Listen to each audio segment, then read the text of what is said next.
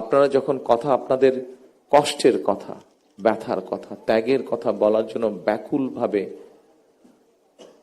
সকলের দৃষ্টি আকর্ষণের চেষ্টা করছিলেন, অস্থিরভাবে প্রকাশ করছিলেন নিজের মনের কষ্টের কথা, তখন আমি এবং নজরুল ইসলাম খান সাহেব বসে একটি সিদ্ধান্ত গ্রহণ করেছি, যা উনি আপনাদের সামনে তুলে ধরেছেন। বাংলাদেশ জাতীয়তাবাদী দল বিএনপি এর আগে যখন দেশ পরিচালনার দায়িত্বে ছিল, তারা মুক্তিযোদ্ধা মন্ত্রণালয় নামক একটি মন্ত্রণালয় তৈরি করেছে, যা 1971 সালে যারা মুক্তিযুদ্ধে শহীদ হয়েছেন, আহত হয়েছেন, অর্থাৎ এক কথায় মুক্তিযোদ্ধা পরিবারদের কল্যাণ তারা দেখভাল করে থাকে। আমরা সিদ্ধান্ত নিয়েছি যে ইনশাল্লাহ বাংলাদেশের মানুষের সমর্থনে বাংলাদেশ জাতীয়তাবাদী দল আগামী দিনে সরকার গঠনে সক্ষম হলে এই শহীদ পরিবার যারা আছেন, জুলাই যোদ্ধা যারা আছেন, জুলাই আন্দোলনের যারা শহীদ পরিবার বা যোদ্ধা আছেন, তাদের যে কষ্টের কথাগুলো যে কয়েকজন ব্যক্তি, যে কয়েকজন মানুষ তুলে ধরেছেন কষ্টের কথাগুলো, এই কষ্টগুলোকে যাতে আমরা কিছুটা হলেও সমাধান করতে পারি। যাকে আমরা হারিয়ে ফেলেছি তাকে তো আমরা ফিরিয়ে আনতে পারবো না, কিন্তু যারা পেছনে রয়ে গিয়েছেন সেই পরিবারের সদস্যদের বিভিন্ন সুবিধা অসুবিধাগুলো যাতে দেখভাল করতে পারি এই মুক্তিযোদ্ধা মন্ত্রণালয়, কারণ তারাও একজন মুক্তিযোদ্ধা, তারাও আপনারা মুক্তিযোদ্ধা হিসাবে আপনারা গণ্য। বিজলি কেবলস এর স্কিন কোটেড ইনসুলেশন আগুন প্রতিরোধী। বিজলি কেবলস, নিরাপদ আজীবন।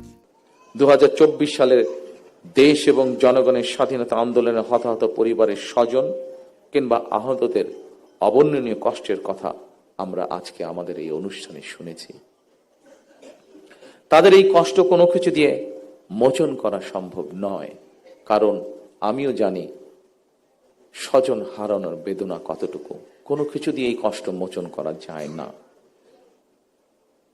তবে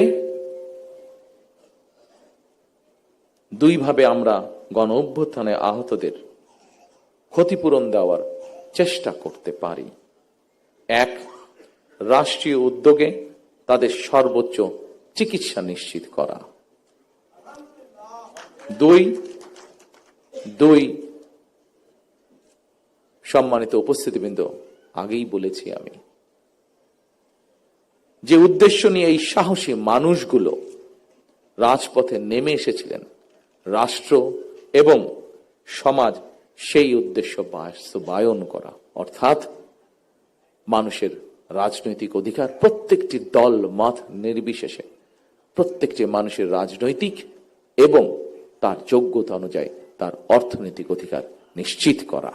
দীর্ঘ 1.5 দশকের বেশি সময় ধরে ফ্যাসিবাদ বিরোধী ধারাবাহিক আন্দোলন এবং 2024 সালে ফ্যাসিবাদ বিরোধী আন্দোলনে বীর শহীদ এবং আহত এবং হতাহতদের প্রতি রাষ্ট্রের অবশ্যই দায়িত্ব রয়েছে। একটি দায়িত্বশীল রাজনৈতিক দল হিসাবে বিএনপি সেই দায়িত্ব অনুভব করে। জনগণের রায় বিএনপি রাষ্ট্র পরিচালনার দায়িত্বে পেলে অবশ্যই পর্যায়ক্রমিকভাবে আমরা আমাদের সেই দায়িত্ব, সেই অঙ্গীকার, সেই প্রতিশ্রুতি আপনাদের সামনে এবং দেশের মানুষের সামনে ইনশাল্লাহ পূরণ করব।